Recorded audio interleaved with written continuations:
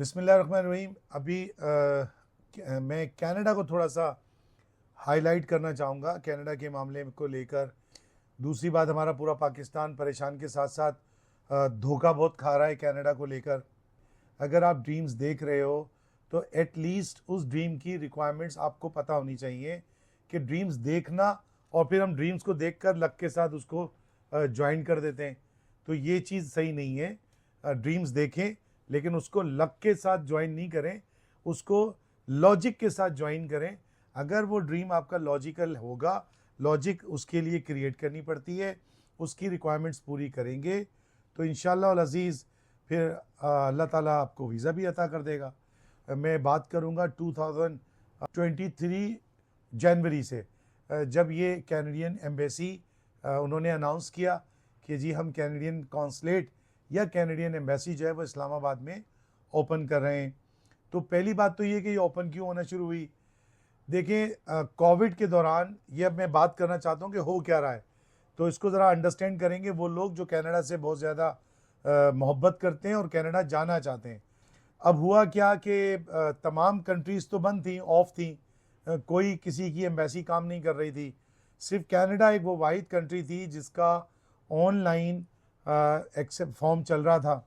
जबकि मेरा कहना आज से नहीं है, जब से अल्हम्दुलिल्लाह आरबीसी इस्टेब्लिश हुई है 2006 से लेकर आज तक, मैं ये बात कहता हूँ कनाडा कभी भी इतना इजी नहीं रहा है, हमेशा मुश्किल रहा है, स्पेशली पाकिस्तानियों के लिए भी। तो कनाडा ने जब ये इतनी सारी एप्लीकेशंस चली गई, कोई और सेक्टर तो ओपन नहीं था, बंद थी तमाम कंट्रीज़, ऑनलाइन फॉर्म जमा हो रहे थे, 5-6 लाख एप्लीकेशन जो है बैकलॉग पे चली गई विजिट वीज़े की, इमिग्रेशन की नहीं, खाली विजिट वीज़े की।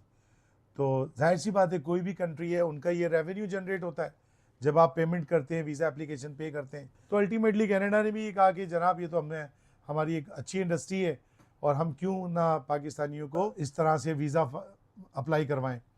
तो लेकिन वीज़े मिले किसी को नहीं, गिनती के। देखें, अगर मैं 1000 एप्लीकेशन लगा रहा हूँ और उसमें से चंद एप्लीकेशंस या मुश्किल से 10 एप्लीकेशन या 50 एप्लीकेशन मुझे रिसीव हो जाती हैं, तो ये कोई रेशो नहीं हुआ। रेशो हमेशा होता है या तो 70% होता है या फिर 75% कहलाता है, या एटलीस्ट 60% तो हो कि वीज़े मिल रहे हैं।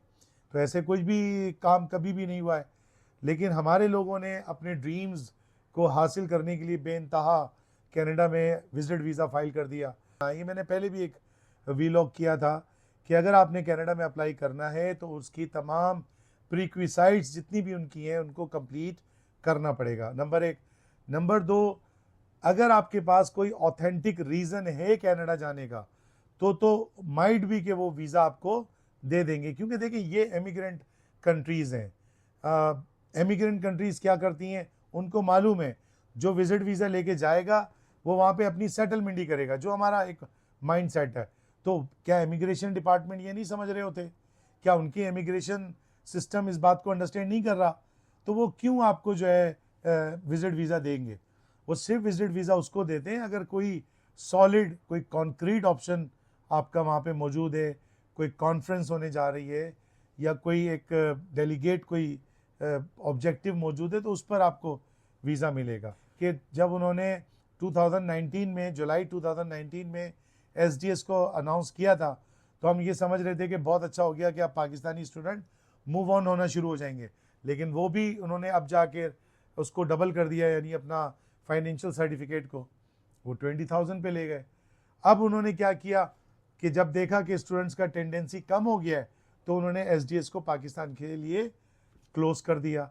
मतलब they are making policies according to their law and according to their revenue generation, कि वो रेवेन्यू किस तरीके से जनरेट करें। पाकिस्तान की जो इलीट क्लास है उनके पास तो वीज़े हैं। असल चीज़ पाकिस्तान की जो मिडिल फैमिली है, जो अपर या लोअर मिडिल फैमिली है, या वो लोग हैं जो प्रोफेशनल लोग हैं जो अपनी ज़िंदगी को अच्छा करना चाहते हैं, तो उनके लिए वीज़ों के लिए प्रॉब्लम्स ही प्रॉब्लम्स हैं। तो वो तो आसानी के साथ नहीं मिलते ना। तो अब उसी में अगर धोखा खा रहा है तो भी मिडिल फैमिली का नौजवान, अगर कोई डिसीव हो रहा है, कोई प्रॉब्लम आ रही है, वो भी मिडिल फैमिली का नौजवान। तो इन चीज़ों को ज़रा अंडरस्टैंड करें। अब हम बात कर रहे हैं कि उसकी जो हमने विजिट वीज़े की कुछ कैटेगरीज, कुछ बातें हमने रखी हैं, वो ये कि अगर आपके पास वेस्टर्न का, किसी भी वेस्टर्न कंट्रीज़ का कोई वीज़ा ऑलरेडी स्टैम्प है, और यानी अगर शेंजन कॉलोनी का आपके पास वीज़ा, 34 कंट्रीज़ हैं टोटल, इनमें से किसी एक कंट्री का अगर आपके पास वीज़ा है तो इंशाल्लाह, और आपके पास बैंक स्टेटमेंट है, अपना फाइनेंस मौजूद है, तो इंशाल्लाह वल अज़ीज़ का वीज़ा मिल जाएगा। लेकिन कॉन्क्रीट ऑप्शंस के ऊपर, कॉन्क्रीट ऑप्शंस यानी आप वहाँ जाके करेंगे क्या, वो पूरा का पूरा उनको एक प्लान देना होता है, अश्योरेंस देनी होती है कि जनाब आई बैक टू पाकिस्तान, तो वीज़ा है, अदरवाइज़ वीज़ा नहीं है। तो मैं हाथ जोड़कर रिक्वेस्ट करता हूँ अपने तमाम पाकिस्तानी नौजवानों से, प्रोफेशनल से, और जो कनाडा के ख्वाब देख रहे हैं, कनाडा का वर्क परमिट आसान नहीं है, बहुत मुश्किल है। अगर कनाडा इतना आसान होता, वर्क परमिट, विजिट वीज़ा, तो ये जिना टर्मिनल दूर नहीं है, लाहौर एयरपोर्ट दूर नहीं है, इस्लामाबाद एयरपोर्ट दूर नहीं है, आप चले जाएं, इंटरनेशनल जब फ्लाइट जा रही होती है आप वहाँ पे खड़े हो जाएं, आपको पता चल जाएगा कितने लोग कनाडा जा रहे हैं, कितने लोगों के पास नए वीज़े हैं और वो जा रहे हैं। तो हाँ, कनाडा ज़रूर है, लेकिन तरीके से, अगर उसकी आप तमाम साइट्स कंप्लीट कर लेते हैं, उनकी रिक्वायरमेंट्स कंप्लीट करते हैं, तो फिर भी चांस होता है कि वीज़ा मिले या नहीं मिले। रह गई बात वर्क परमिट की, वर्क परमिट वहाँ की कंपनीज, मुझे सवाल है कि पाकिस्तानियों को क्यों बुलाएंगी, उनके पास पूरी दुनिया मौजूद है। तो हमारा जो रिकॉर्ड है दुनिया के अंदर, माजरत के साथ कह रहा हूँ कि वो बहुत ज़्यादा अच्छा इमेज नहीं है हमारा। वो इमेज जाता है तो बहुत नेगेटिव जाता है, हमें कहीं प्रेफरेंस नहीं मिल रही होती है। अगर कहीं कोई इंडियन बैठा हो, श्रीलंकन बैठा हो, नेपालीज बैठे हुए हो, कहीं और बैठा हो और पाकिस्तानी भी बैठा हुआ हो, तो जॉब हमें वो नहीं देंगे। जॉब या तो वो इंडियन को देंगे, या फिर वो नेपाली को देंगे, या किसी और को देंगे, हमें नहीं देंगे। अगर कनाडा आपको जाना है इमिग्रेशन पे, कुछ नहीं करें सिवाय अपना आइल्स अच्छा करें। अगर आपका 8.5 आइल्स आ गया, मैं आपका केस मुफ्त में कर दूंगा, मुझे नहीं चाहिए, 100% करके दूंगा आपको, लेकिन 8.5 पर नहीं आता। 8.5 अब हमारे पास आए, हम आपको बताएंगे कि 8.5 कैसे लाना है, आ जाएगा। लड़ो, आइल्स को एक सब्जेक्ट समझो, सब्जेक्ट समझोगे तो आप उसको क्लियर कर पाओगे।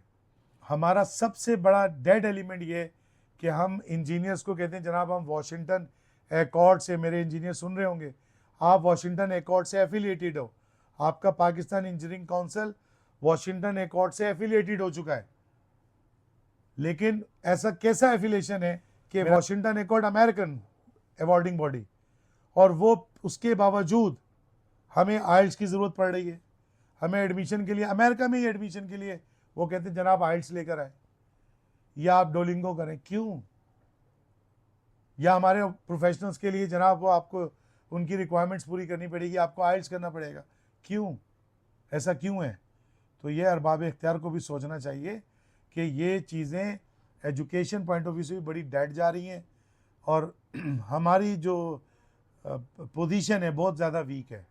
दूसरी कंट्रीज़ की, जो भी हमारे एडजेसेंट कंट्रीज़ हैं, हमारी नेबर कंट्रीज़ है, उनकी वहाँ पे तूती बोलती है, उनका वहाँ पर असर रसूख मौजूद है, तो पाकिस्तानियों का क्यों नहीं?